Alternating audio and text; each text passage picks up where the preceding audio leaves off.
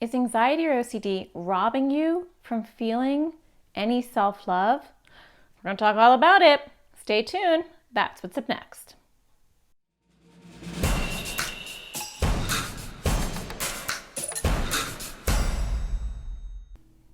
Hi, my name is Natasha Daniels. I'm a therapist and I make videos for people with anxiety or OCD.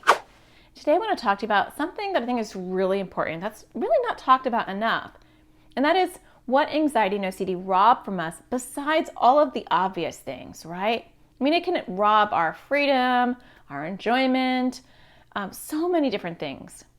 But one thing is really important that it's taking away, and that is your self-love.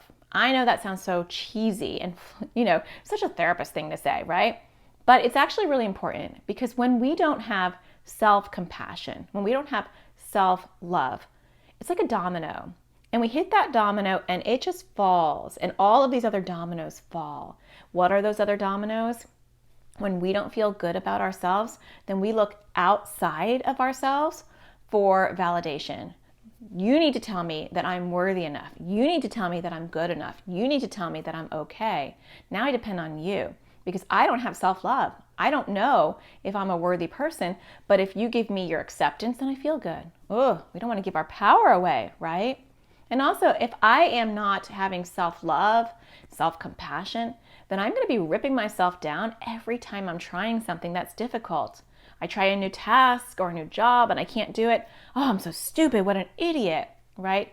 That negative voice is going to be louder because I don't have any self-compassion or self-love.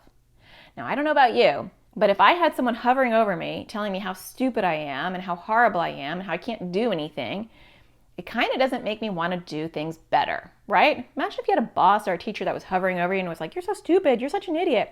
Does that make you want to work harder? Or does it make you want to look for another job or find a new school, right?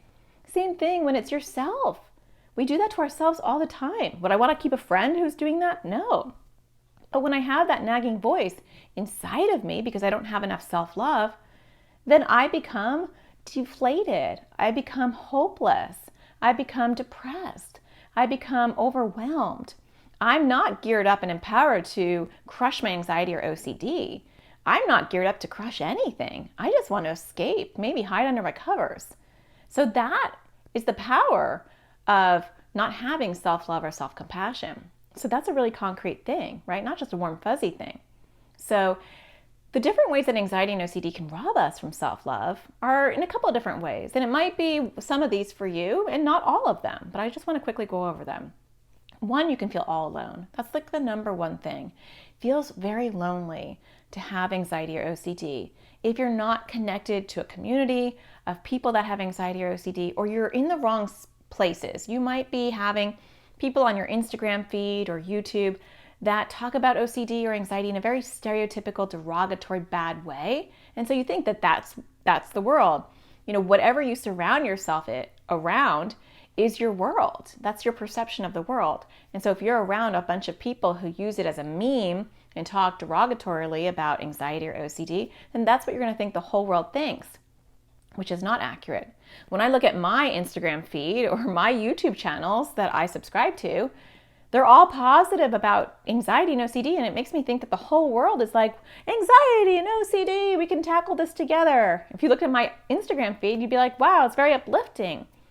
But that's my feed. What's yours, right? The truth of the matter, objectively, is that anxiety and OCD are very, very, very common disorders. In fact, if in your job or in your school, there are many, many statistically people who are struggling with anxiety and OCD. OCD is often misdiagnosed and missed. And so even statistically, I think there are so many more people with OCD than what is getting reported because we don't have enough mental health clinicians who actually understand OCD. I know every time I talk to someone, whether it's customer service or a new friend or someone at the grocery store, and if they ask me what I do, inevitably, either they have anxiety or OCD, someone in their immediate family has anxiety or OCD, or one of their friends does. Every single time. And that's not a fluke, it's just because it is so common. So you're not alone. And if you're feeling alone, you have to ask yourself, what am I surrounding myself with? Maybe I need to go onto Instagram and look at different influencers and accounts that are anxiety and OCD related that are positive. Maybe I need to check out more YouTube videos and YouTube channels that talk about anxiety and OCD that are positive. And I will leave links below to different accounts that you can check out that are inspirational and helpful. Also, there are a lot of famous people who have anxiety or OCD.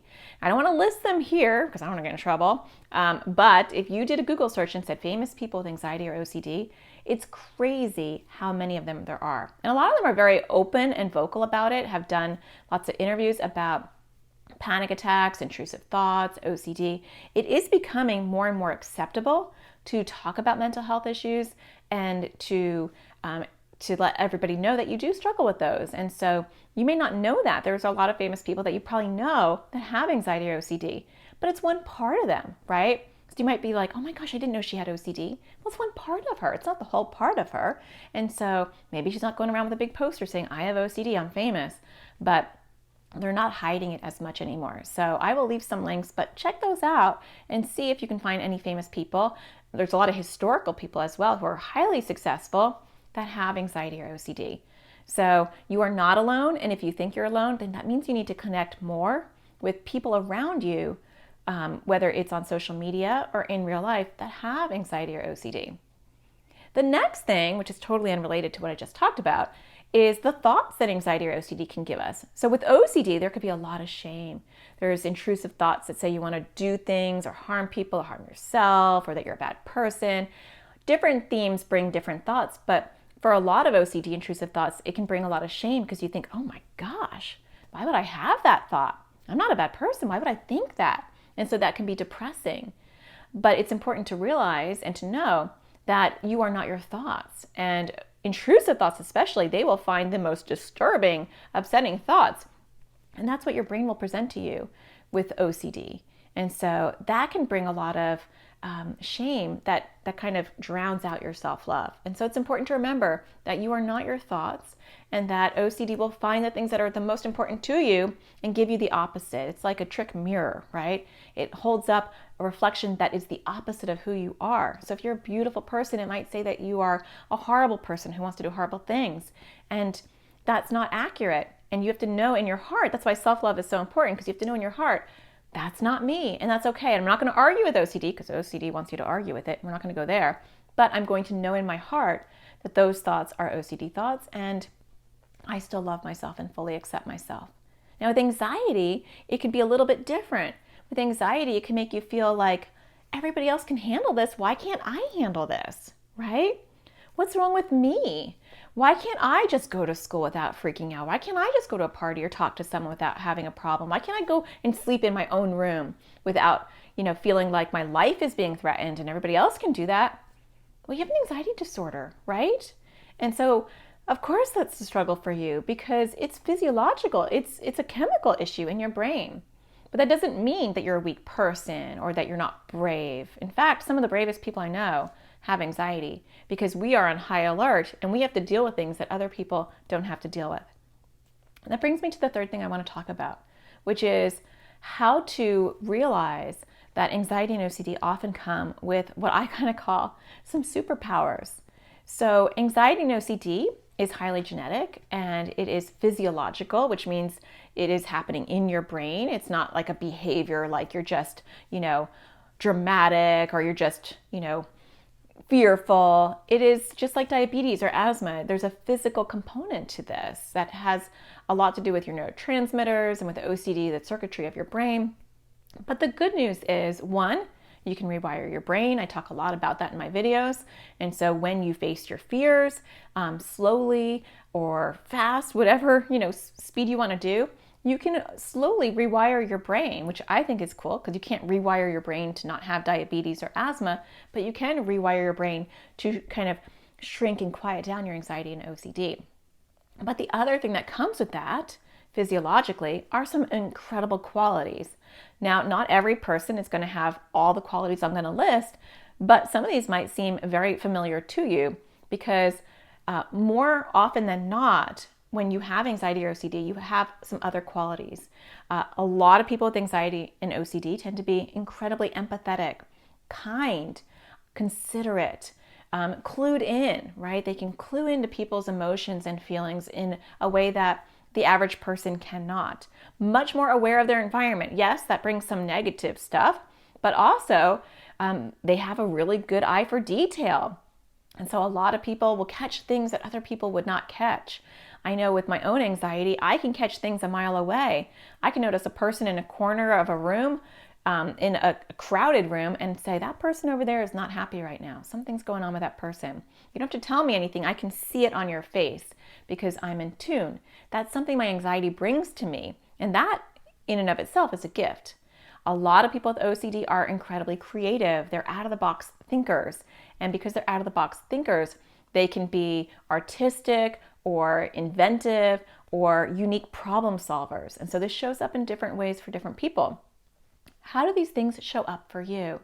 So I want to invite you today to start thinking about some things that you can love about yourself. I know that sounds cheesy, but trust me, that domino that I talked about, right? It's a domino. If I hate everything about me, then I'm not going to be empowered to work on my anxiety and OCD. And if I don't love me, guess what? Other people aren't going to love me either, because what I fill up in my cup is what other people see. And so if I'm solid with who I am, then I'm not going to be looking for you and you and you and you to tell me I'm worthy, because I know I'm worthy and I don't need your validation. I don't need your approval because I am solid with who I am. And because I'm solid with who I am, I can have a better relationship with you because I don't need your acceptance. So I could be solid. And so if this is an unhealthy relationship, I can go somewhere else because I'm okay with who I am. Or if you say something rude, I'm okay with that because I'm okay with who I am. So being solid and not letting those dominoes fall where I'm insecure and then now I'm looking for acceptance in all the wrong places. We don't want that. So today I want you to start thinking about how you can sprinkle a little bit more love in your life to yourself. I know that sounds stupid, but work with me on this. What is a strength that you have? Out of the stuff I said, or maybe something different, what is a quality that you think maybe comes with your anxiety and OCD that you do like? And separate from that, or along with that, what is something that you just love about yourself? And that could be anything, right? You could say, I'm so creative. Or you could say, I'm so in tune, I'm intuitive. Or you can say, my art is fantastic. Or you can say, I love to write poems. Or you could say, I like to invent things, or I can create things with blocks and I can make really cool stuff. Or you could say, I'm really good with animals. I don't care what you say because it's going to be different for each one of you. But write it down in the comments so we can see the positive things that also come when you have anxiety and OCD. Because each one of you brings gifts into this world. Each one of you is unique and special.